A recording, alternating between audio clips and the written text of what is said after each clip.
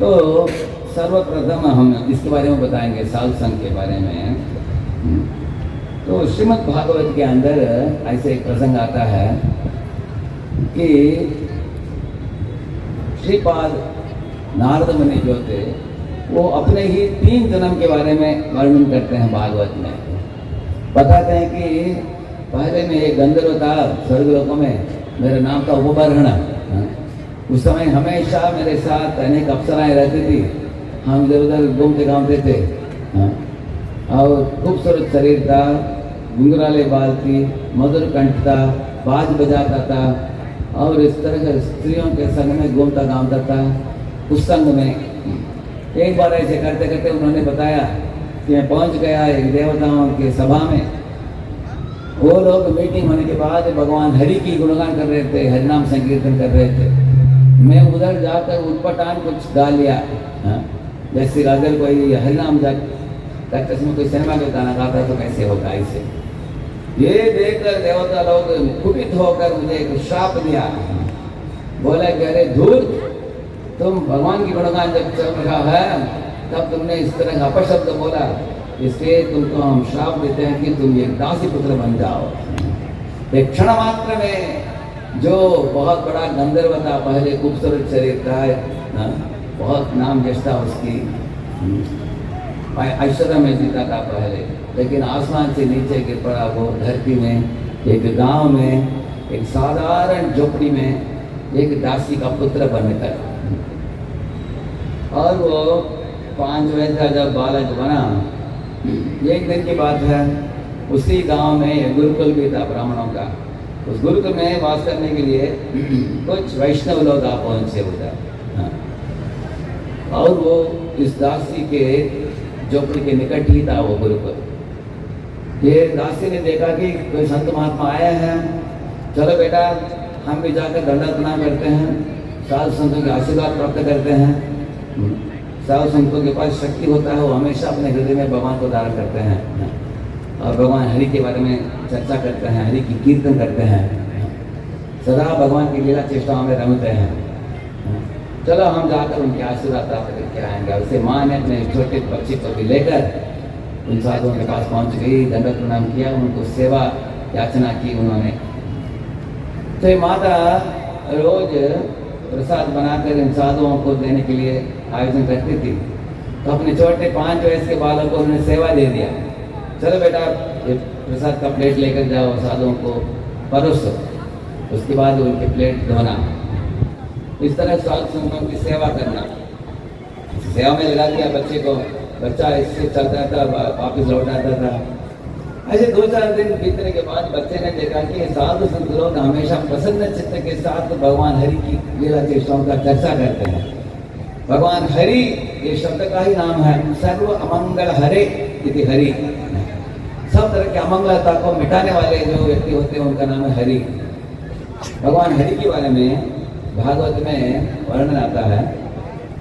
जब परीक्षित महाराज पूछते हैं सुखदेव गोस्वामी को, एक व्यक्ति अगर मृत्यु के निकट पहुंच आ गया हो, नहीं तो साधारण जनता भी जो हो, इन दोनों के लिए धर्म क्या है आप बताइए। तब सुखदेव गोस्वामी ने बताया, तस्मात् भारत सर्वात्मा भगवान ईश्वरो हरिः श्रोतव्य कीर्तितव्यश्च स्मर्तव्यश्च तेच्छा अभयम्। बताते हैं कि भगवान का मतलब षडैश्वर्य पूर्ण भगवान है, जो सबसे खूबसूरत हैं, सबसे धनी हैं, सबसे यशस्वी हैं, सबसे शक्तिशाली हैं, सबसे विरक्त हैं। ऐसे जो भगवान है हरि, और उनका नाम भी है हरि, और वो सर्वात्मा है, हर जीव के हृदय में आत्मा के निकट खड़े हैं परमात्मा के रूप में। और वो ईश्वर हैं, अनंत कोटि ब्रह्मांड को रचाते हैं, हर ब्रह्मांड में घुस जाते हैं, हर ब्रह्मांड के अंदर कोटि कोटि अणुओं को तैयार करते हैं, अणु में भी बच जाते हैं, और 14 लाख योनियों में जीवों को डालते हैं। हर जीव के साथ वो भी परमात्मा के रूप में उनके हृदय में अंतर्यामी के रूप में निवास करते हैं। ऐसे भगवान हरि की नाम रूप गुण लीला इत्यादि का चर्चा करना चाहिए, कीर्तन करना चाहिए। जो करेगा इस दुनिया में अभय को प्राप्त करेगा, मृत्यु के बाद वैकुंठ में पहुंच जाएगा। ऐसे सुखदेव गोस्वामी जी बताते हैं। इसलिए ये साधु महात्मा लोग हमेशा हरि की चर्चा करते थे।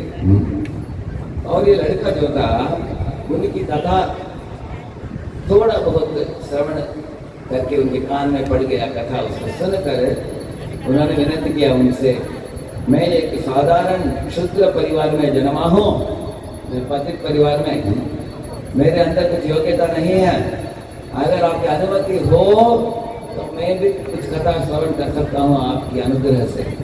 तो वो लोगों ने बोला, हे बच्चे, तुमको भगवत कथा श्रवण करने के लिए कुछ करोड़पति होने की जरूरत नहीं, ऊंची जाति में जन्म लेने की जरूरत नहीं, किसी भी योग्यता की जरूरत नहीं, सिवाय सिर्फ आपके अंदर श्रद्धा होनी चाहिए। बस तुम्हारे अंदर वो श्रद्धा है भगवान हरि में, इसलिए तुम बैठकर श्रवण कर सकते हो।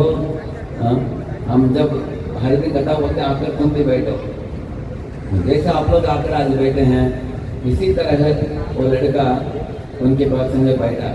तब उसने बोला, बाद में नारद जी बोले, तत्रान्वहं कृष्ण कथा प्रगायताम् अनुग्रहेणा शृण्वं मनोहरा श्रद्धया मेनुपदं विशृण्वतः प्रियश्रवस्यङ्गममाभवत् उच्छिष्टलेपाननुमोदितोद्विजैः सकृत्स्मभुञ्जे तदपातकिल्बिषः एवं प्रवृत्तस्य विशुद्धचेतसः तद्धर्म एवात्मरुचिः प्रजायते। ये लड़का बोल रहा है कि जब मैं उनकी प्रवचनों को सुना, मेरे हृदय में भगवान की लीला जिसका बहुत मनोरम महसूस हुआ।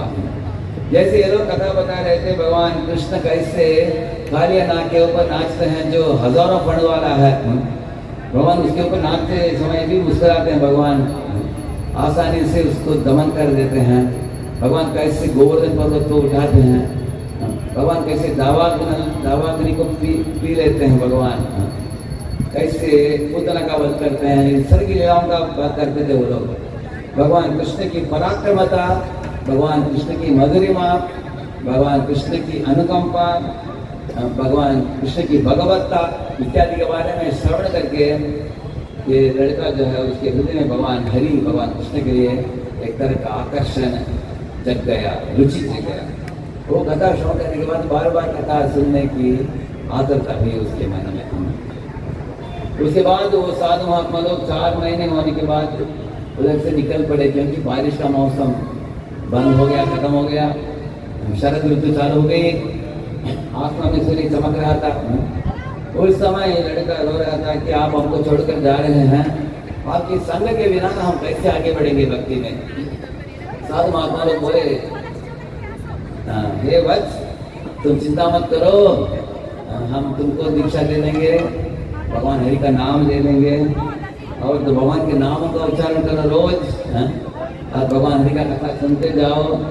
और उन्होंने बताया कि भगवान हरि के वैकुंठ जो है आग के समान है, भौतिक दुनिया धुआं के समान है। धुआं से आंखों में दर्द होता है, जलन होता है, लेकिन आग से हृदय में काम होता है। इस तरह इस दुनिया में सब जीव दुख से तड़प रहे हैं। इस दुखों की दुनिया से ऊपर उठकर भगवताम लौटना हो, तुम नियमित रूप से हरिनाम का जप करो। नाम संकीर्तनम यस्य सर्व पाप प्रणाशनम प्रणामो दुख शमनस् तम नमामि हरिं परम। जो नाम संकीर्तन करता है, नाम संकीर्तनम जैसे सर्व पाप प्रणाशनम, उसके सब पाप मिट जाते हैं। और जो भगवान हरि के श्री विग्रहों के समक्ष अपने सर झुकता है, उसके सब दुख मिट जाते हैं। ऐसे बता के भागवत की लास्ट श्लोक है। तो वही बात बताया ये ऋषि मुनियों ने उनको, भगवान के नामों का जपो, भगवान हरि की कथा का श्रवण करो, बस तुम करते रहोगे जीवन भर, तुम भगवत प्राप्ति हो जाएगा तुम्हारा। ऐसे बोलकर वो लोग निकल गए। वो जाने के बाद कुछ महीनों के बाद इसकी माँ भी गुजर गई। ये लड़का अनाथ बन गया। वे अनाथ होकर उन्होंने सोचा कि मेरे लिए कौन है इस दुनिया में, माता भी नहीं, पिता भी नहीं, भाई नहीं, बहन नहीं, मामा नहीं, दादा नहीं, काका नहीं, कोई नहीं, मैं अकेले हो गया हूँ। लेकिन मेरे लिए एक व्यक्ति है जो सदा मुझे देख रहा है। जब मैं सो भी रात को सोया भी होता हूँ उस समय भी वो जागा है। कौन वो? परमात्मा है, भगवान हरि।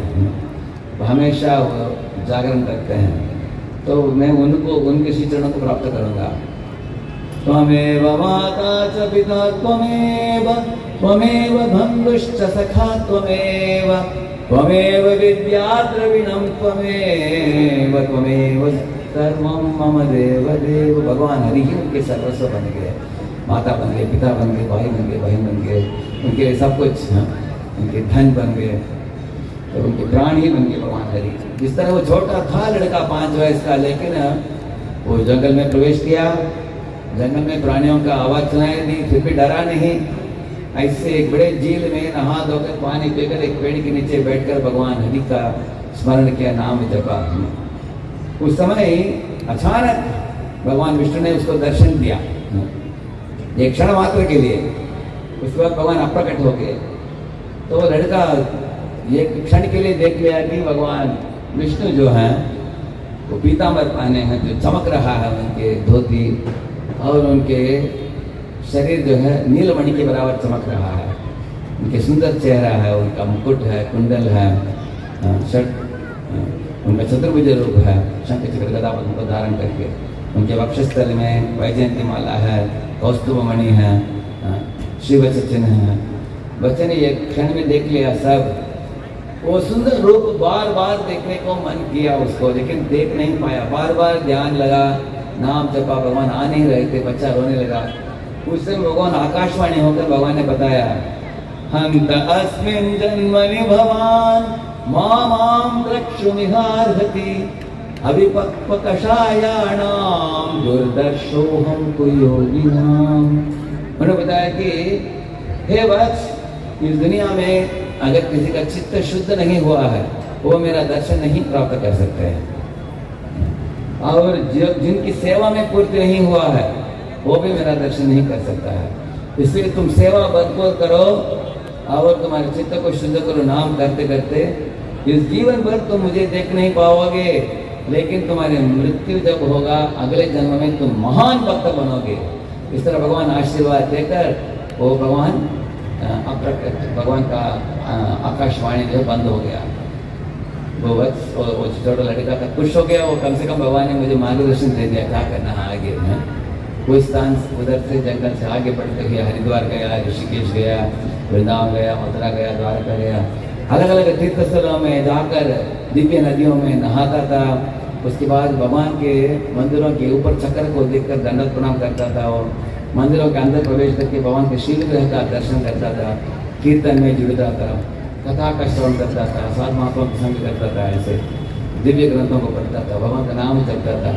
ऐसे एक स्थान से दूसरे स्थान चलते चलते चलते अपने जीवन बिताया वो लड़का। मरते ही जब शरीर त्यागा एक दिन एक दिव्य स्थल में, उसी तत्क्षण उसको नारद जी का शरीर मिल गया। उसको अगले जन्म में नारद का सुंदर शरीर मिला, उसको दिव्य शरीर मिला है। और भगवान विष्णु ने उनको बुलाया अपने निकट, बुलाकर उनको एक वीणा को प्रदान किया भगवान। इस वीणा को लेकर तुम अभी सारे दुनिया में विचरण कर सकते हो, स्वर्ग में भी जा सकते हो, गोलक में भी जा सकते हो, वैकुंठ में जा सकते हो, कहीं जाना हो तुम्हारे लिए आज़ादी है, फ्रीडम है, कहीं भी जा सकते हो आप। और जाकर प्रचार करो भगवान के लीला चेष्टा इत्यादि का। इसलिए बाद में नारद में खुद ही बताते हैं, देवदत्तां इमां वीणां स्वर ब्रह्मा विभूषितां मूर्छयित्वा हरिकथा गायमानश्चराम्यहम्। मैं बोल रहे हैं नारद जी, मैं वीणा लेकर विचरण करता हूँ, अलग अलग स्थानों में जाकर प्रचार करता हूँ। और मेरे पास अभी भौतिक शरीर नहीं है, मेरा शरीर आध्यात्मिक शरीर है। कैसे पता उनको? ऐसे विचरण करते करते करते करते नारद जी पहुंच गए लंका में। एक बार लंका नरेश रावण ने उनको देखते ही बोला कि हे नारद इधर आओ, बहुत समय से मैं सुनता आया हूँ राज विद्या ब्रह्म विद्या करके कोई तो विद्या है, मैंने सुना कि आप जैसे भक्त लोग जानते हो, तुरंत मुझे बोल दो अभी, ऐसे बोला रावण ने। तब नारद ने बोला कि अगर दिव्य ज्ञान चाहिए गुरु से, ये तो नम्र होकर झुक कर तुमको सीखना होगा। इस तरह अहंकार के वश में आकर तुम कैसे सीखोगे? ऐसे पूछा उन्होंने। रावण बोला, मैं किसी को झुका नहीं, आज तक मेरे भाई का भी पुष्पक विमान चोरी करके लाया हूँ, किसी की बात नहीं सुनता मैं। अगर आप यहाँ नहीं दे सकते हो, इसी क्षण आपको मार दूंगा करके अपने तलवार उठा लिया हाथ में और ऐसे काटा उनके शरीर।